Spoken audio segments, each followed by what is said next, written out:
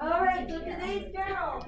Read the sentences below. Notice that these sentences are short and choppy and they repeat some information.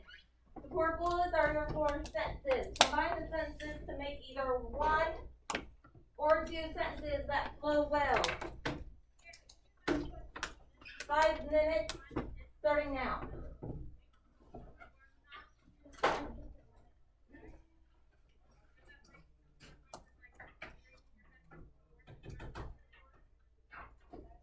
Are we allowed to use any form of punctuation? Yes.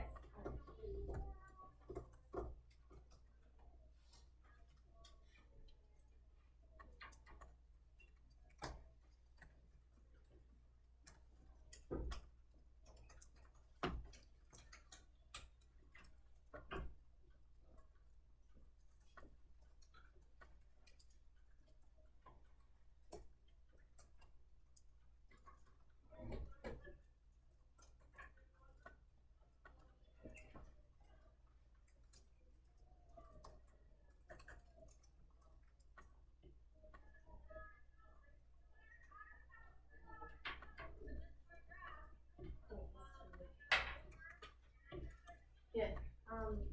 Caleb, me and Caleb were sharing a the Westing game book, and he took it home, and now he's not doing it. You can borrow my copy. This post-its just mark the chapter, but make sure I get back by the end of the at the end of class. All right.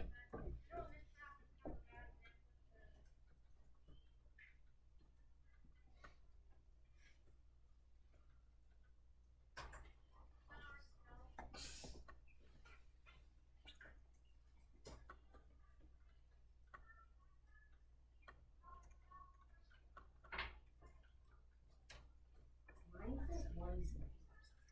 All of those things. So it is 2 sentences. 1 or 2.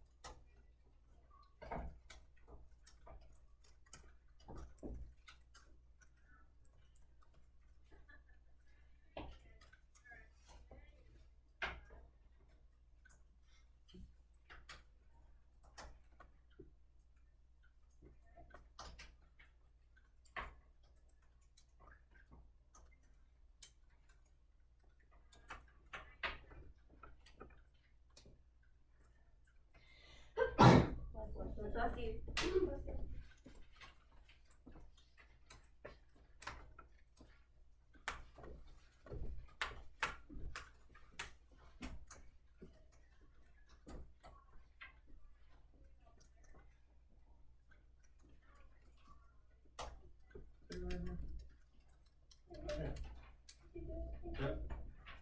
Thank you so much.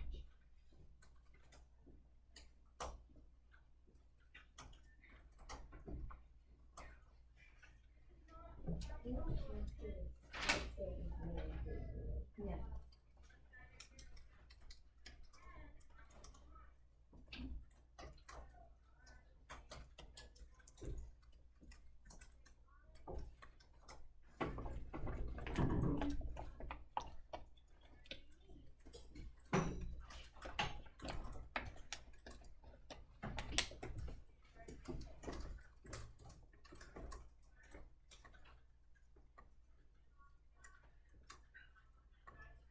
Alright, that's about 5 minutes. So who has 1 sentence? Hands up. Who has 2 sentences? Hands up. Okay, Sydney, then Danica, share your sentences. Sir Nils. Mm-hmm. Sir Nils Olov is a king penguin who lives at the It's Edinburgh. Edinburgh Zoo in Scotland. He is the only penguin in the world who's been outed. Okay, that's very good. Danica, do you have something different? Yeah, it actually has the king who knighted the penguin. Okay. And is it Edinburgh? Edinburgh. Edinburgh Zoo, located in Scotland, there's a penguin named Sir Nils Olaf. People come all over the world to see the only penguin in the world who has been knighted by King Harold V. See, that would be King Harold V, and apparently we had some research done. Okay, you go ahead and share. I did one something. Sir Nils is a king penguin who lives in the Edinburgh Zoo in Scotland and is the only penguin in the world who is invented. I accidentally did one sentence as well. The king penguin named Sir Nils Olaf of the Edinburgh Zoo of Scotland is the only knighted penguin in the entire world. Okay, that's very good, except you wouldn't take that second up. So the quickest way to take this even down into one sentence is we can get rid of this sentence entirely by going Scotland. But it's not spelled that way.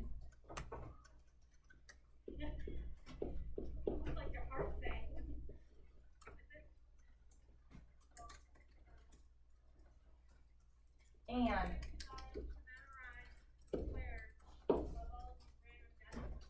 there's your one sentence. It would read, Sir Nils Olaf is a king penguin that lives in Edinburgh Zoo, Scotland, and is the only penguin in the world who's been knighted.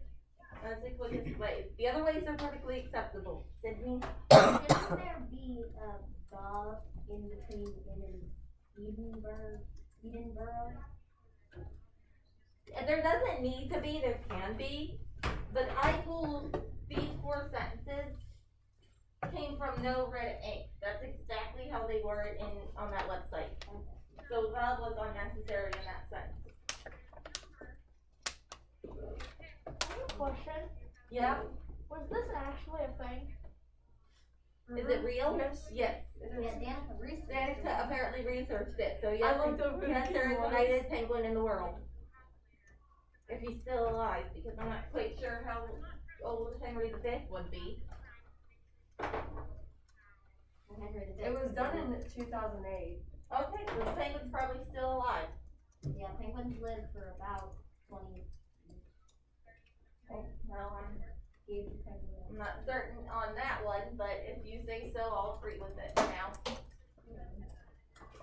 So, under today you have your vocabulary word, which is peevishly, so make sure you get that one looked at. It's 26 years. Okay. So penguins live for 26 years, so 2008. 2008. In captivity, and he was in captivity, so. So depending upon how old he was, you're looking about 5 years. So he's still got a pretty long life ahead of him, apparently. So today you have your vocabulary word peevishly. We're going to finish chapter 2, read 3 and 4. And then we're going to talk about this sheet here and what's going on with the board over there. And then we're going to do a small activity that we will be doing daily from this point on, which is called the case board activity. And it's hidden back here. Really quickly, I want to hit on a different type of reading than you might have ever done before. And that's called expressive reading, which means that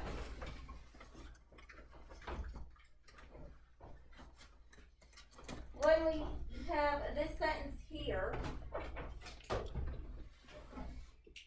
we're not going to read it the same way where it says, now is that breathtaking or is that breathtaking? The way that that's supposed to be read is with more inflection. You're supposed to change your tone a little bit. So now is that breathtaking or is that breathtaking? If we have a sentence that ends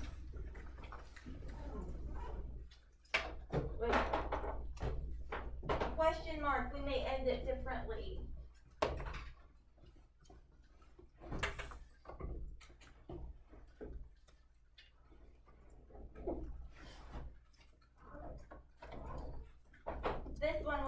different.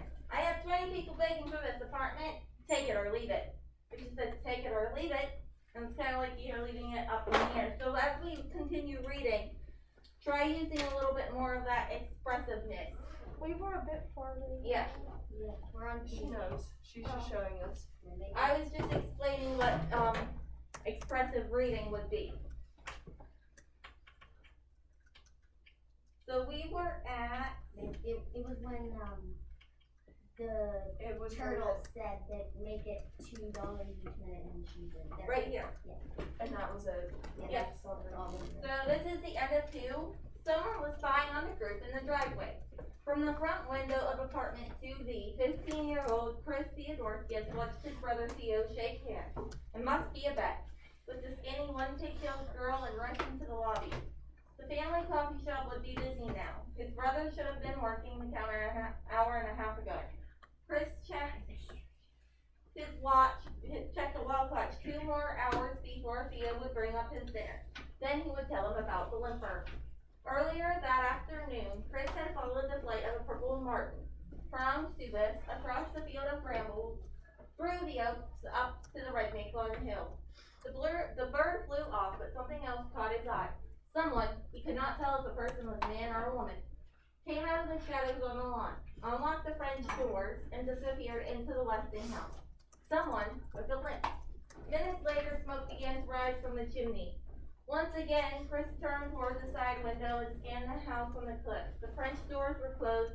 Heavy drapes hung full against the 17 windows he had counted so many times. They didn't need drapes on the special glass windows here in Sunset Towers. He could see out, but nobody could see him. And why did he sometimes feel that someone was watching him?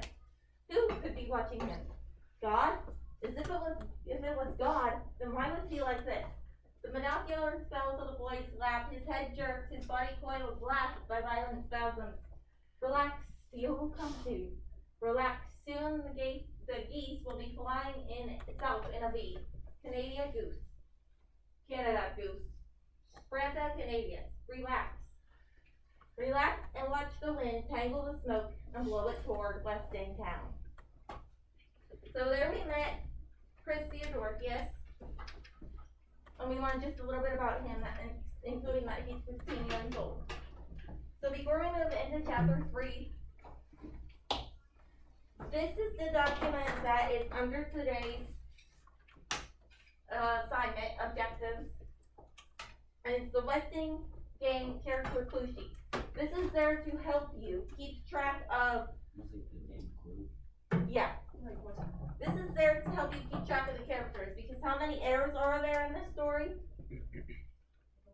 There's a Errors or characters? Errors. H-E-I-R-S. Errors. 16. What does that mean? There's 16 different people that. Errors mean you're like the heir to a fortune. You're the receiver of the fortune.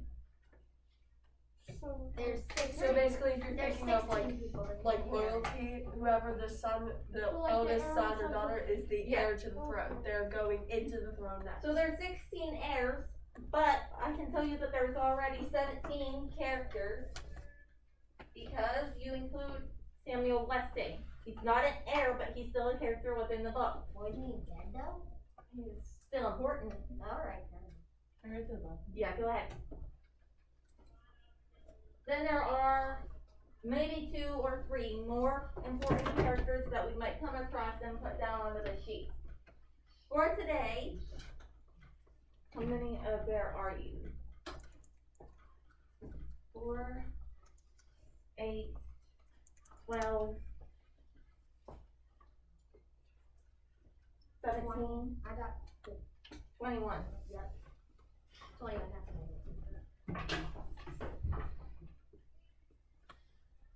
I'll take Mr. Who.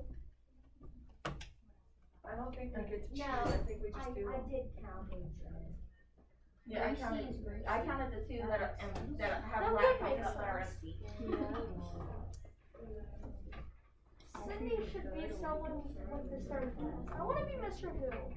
I like Pokemon. I like Grace. Guys, calm down, we're doing it differently, you're not picking who you are. I got 22. Oh, that sucks. Can Grace at least be Grace? Because like, Now that would've been fun. That would be would've funny. been Grace should be Grace Grace. should be I should be great. 1, 2, 3, 4. Jacob Pius. Yeah, there's 8. Oh, I think I miscounted because I didn't have 5 in this row, I had 4. So that's 18, 19, 20, 21, 22, there are 22.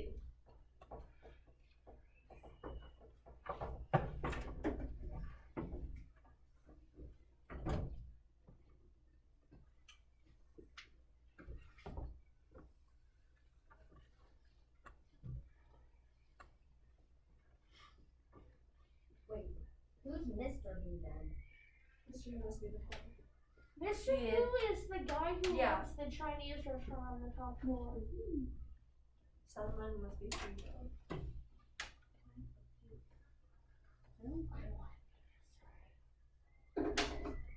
Alright, so for Grace, One big W. we have, ironically, Grace, Grace, Grace, you got Grace. Good job. Grace and is Grace. is Hunter here? Hunter is not. He's online. I think he's here. Gabe here. I'm here.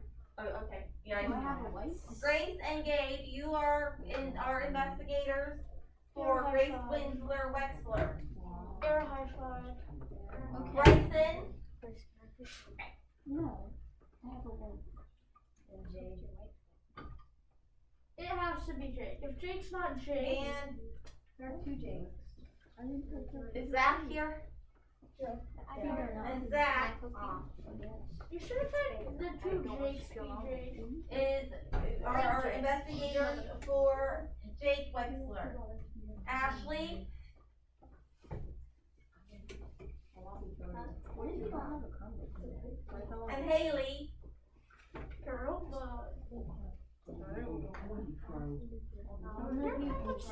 are the investigators for Angela. Jacob H. you didn't tell like I did. the office. I did. And Kira. It's Kiara. Kiara. No, it's Kira. It's Gabrielle. Okay. Are the investigators for Turtle, guys? Keep it quiet. I'm gonna call you Turtle. McKaylin. My new name's Otis. I like that. Okay, I'll call you Otis. Just so you know it, I'll forget. Otis? And I almost got thinking 8 and I said that's really different. And Ethan. All the time. We'll investigate Otis Amber. Sand. Caleb's not here. He normally is though. Well, this will change. Jake T, is he here? Yeah. Jake T. Wait, that means you're technically investigating.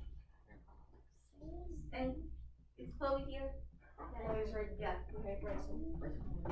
Oh, behind, isn't that the word? And Chloe are investigating Alexandra McSuthers, aka also known as Sandy. Hannah S. Sandy Okay.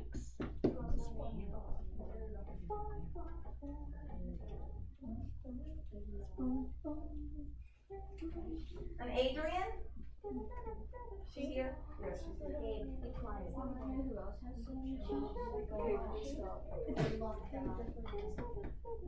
We'll be investigating Doug who? Sydney? You stole my character, Sydney. Now I won't leave you alone. And Emily will be investigating Mr. Who.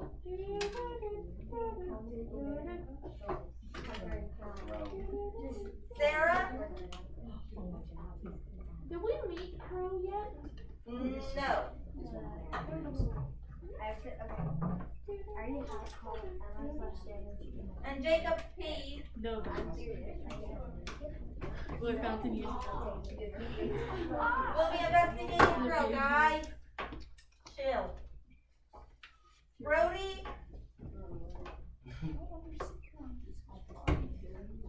And and Danica will be investigating Grade 4, and Nate All the investigations. and Addison are investigating Flora Bumba.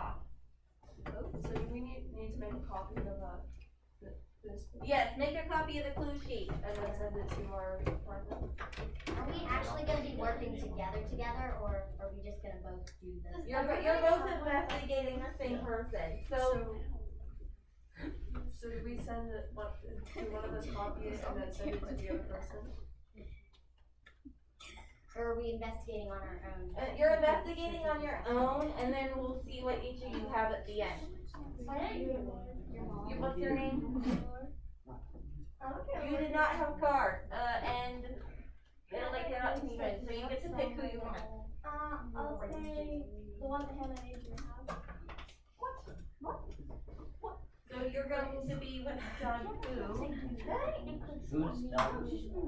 I think. She doesn't have a card, so she got to choose. So now you guys know who you're investigating. It's right over there on the board. So pay attention to those characters as we continue reading chapters 3 and 4.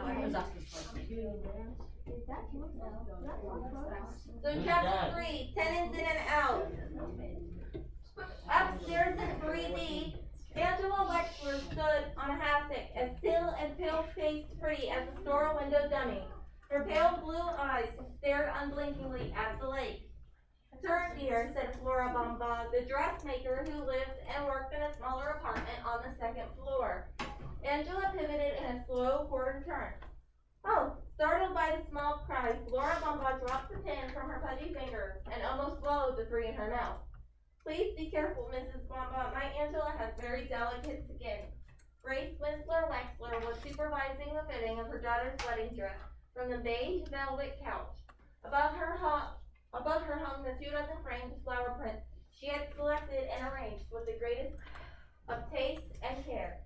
She could have been an interior decorator, a good one too, if it wasn't for the pressing demands of so on and so forth. "Mrs. Bumba didn't trick me, Mother," Angela said evenly. "I was just surprised to see smoke coming from the Westinghouse chimney." Crawling with slow caution on her hands and knees, Flora Bumba paused and in the search for the drop pin to peer up through her straight gray bangs. Mrs. Wexler set her coffee cup on the driftwood coffee table and craned her neck for a better view. "We must have new neighbors. I'll have to drive up there with a housewarming gift. They may need some decorating advice. Hey, look! There's smoke coming from the Westinghouse." Again, Turtle was late with the news. "Oh, and it's you." Mrs. Wexler always seemed surprised to see her other daughter. So unlike golden-haired, angel-faced Angela. Does anyone want to take over reading? Grace? Flora Flora Bumba. Bumba, about to rise with the fountain pen, quickly sank down again to protect her sore shin in the shag carpeting. She had pulled Turtle's braid in the lobby yesterday. Otis Amber says that old man Westing's stinking corpse is running on an oriental rug.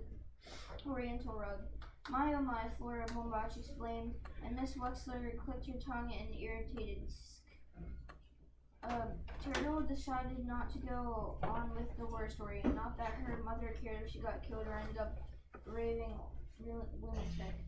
"Miss Bombach, could you have my witch's costume? I need it for tonight." Mr. Wexler, Mr. Wexler answered, "Can't you see she's busy with Angela's wedding dress? And why must you wear a silly costume like that? Really, Turtle, I don't know why you insist on making yourself ugly. It's no sillier." Okay, go on. "Oh, it's no sillier than a wedding dress." Turtle snapped back. "Besides, nobody gets married anymore, and if they do, they don't wear silly wedding dresses." She was close to a tantrum. Besides, who would want to marry that stuck-up, know-it-all, marshmallow-faced Dr. Denton? Danica?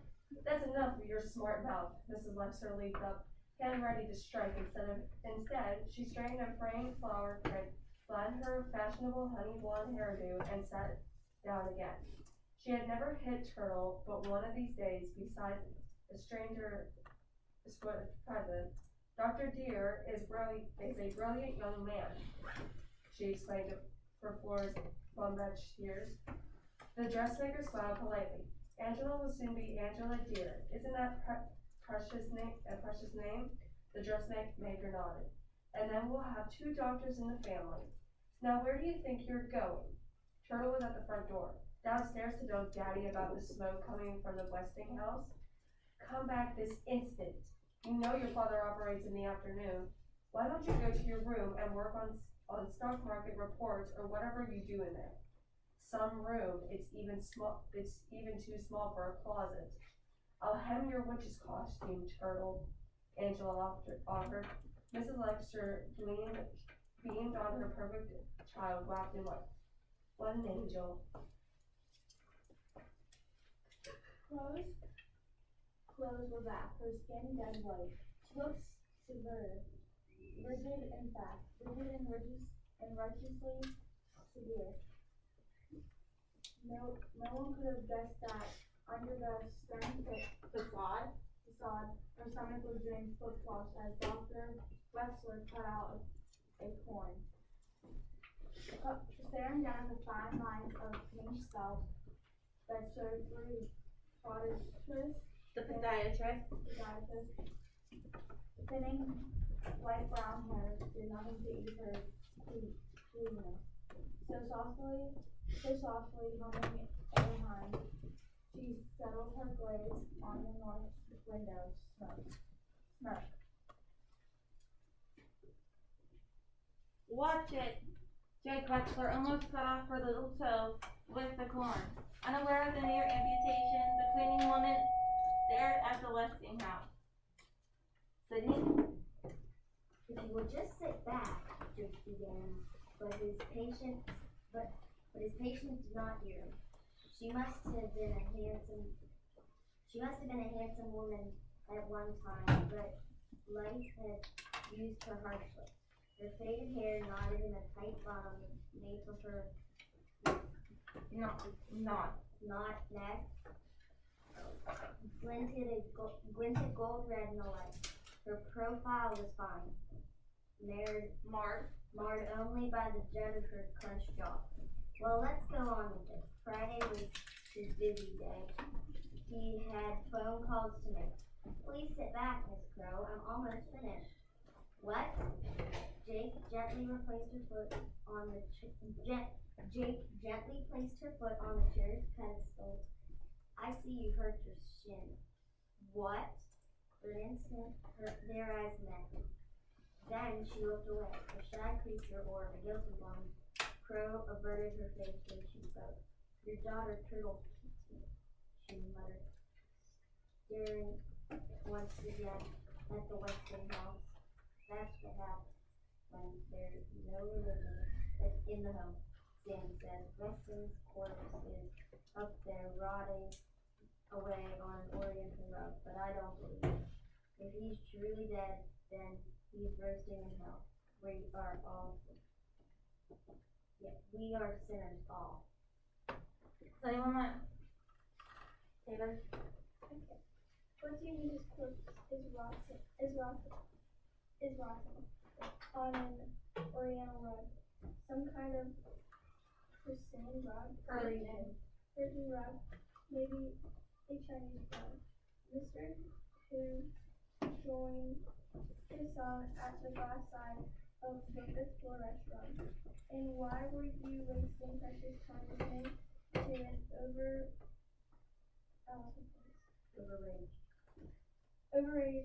delivery boy with an overactive imagination when you should have been studying? It's not a question. Doug's father never asked questions. Don't shrug at me. Go study. Sure, Dad. Doug jogged off through the kitchen. It was no use arguing that there was no school now, just track practice. He jogged down the back stairs. No matter what excuse he gave, go study, his father would say, go study. He jogged into rear button stretched out on the bare floor, and repeated go steady go steady and repeat go steady to 20 sit-ups. Anyone else wanna read? Jake? Only 2 customers were expected for the dinner hour. Shin Wu's restaurant could seat 100. Mr. Wu slammed the reservation book shut, pressed a hand against the pain in his ample stomach, unwrapped a chocolate bar, and devoured it quickly before acid etched another Over. ulcer. Back home again, besieged. Well, Weston won't get off so easily this time, not on his life. A small, delicate woman in a long white apron stood in silence before the restaurant's east window. She stared longingly into the boundless great distance as if far, far on the other side of Lake Michigan lay China. Sandy McSutherland saluted as the maroon Mercedes swung around the curve of the driveway and came to a stop at the entrance. He opened the car door with ceremony reserved only for Judge J.J. Ford. Look up there, Judge. There's smoke coming from the Westinghouse. A tall black woman in a tailored suit, her short clipped hair touched with gray, slipped out from behind the wheel, handed the car keys to the doorman, and cast a disinterested glance to the house on the hill. They say nobody's up there, just the corpse of old man Westing rotting away on an oriental rug, Sandy reported as he hoisted a full briefcase from the trunk of the car. Do you believe in ghosts, Judge? There's certain to be a more rational explanation. You're right, of course, Judge. Sandy opened the heavy glass door and followed on the judge's heels through the lobby. I was just repeating what Otis Amber said. I have a question. Okay. When it says up here on it says, and, back home again and see, well, Weston won't get off so easy this time, not in his life. Was that Mr. Who talking? Or like, what was that? That was all.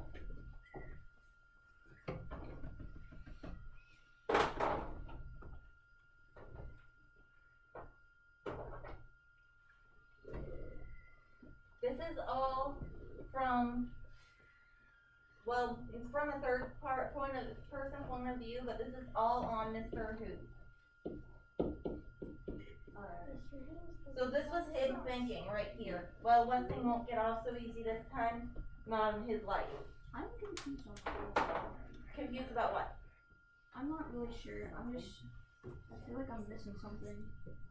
Well, we're only 3 chapters in. You're missing your Danica, do you have a question? I was wanted to read. Alright, let me get this back up. Like, I was gonna read it. I'm like, I wanna read.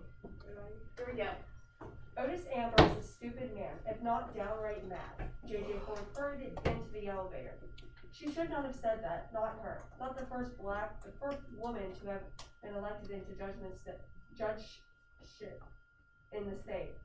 She was tired after a tiring day. That was it. Or was it? So Sam Westing has come home at least. Well, she could sell the car, take out a bank loan, pay him back in cash. But would he take it? Please don't repeat what I said about Otis Amber, Mr. McSuthers. Don't worry, Judge. The doorman escorted her into the door of apartment 4D. What you tell me is strictly confidential. And it was J.J. Ford, and it was. J.J. Ford was the biggest hipper in Sunset Towers. I saw some, but Chris Theodorkis was too excited to stutter out the news to his brother.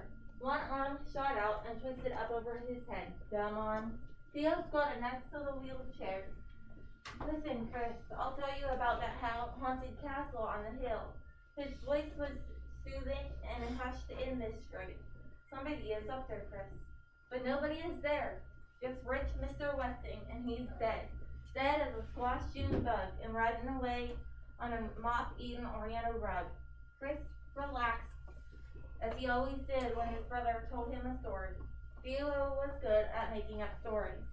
And the worms are crawling in and out of the dead man's skull, in and out of his ear holes, his nose holes, his mouth holes, in and out of all of his holes. Chris laughed and quickly composed his face. He was supposed to look scared. Theo leaned closer.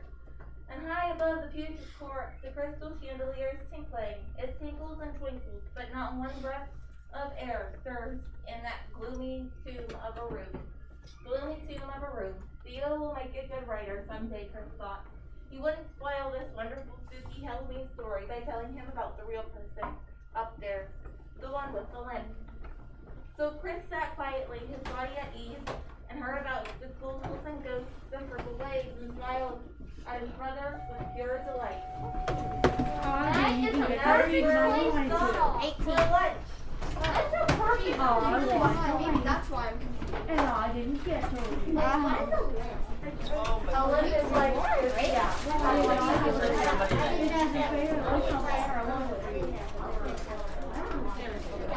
Like my dad's friend. Yeah, I keep Michaela.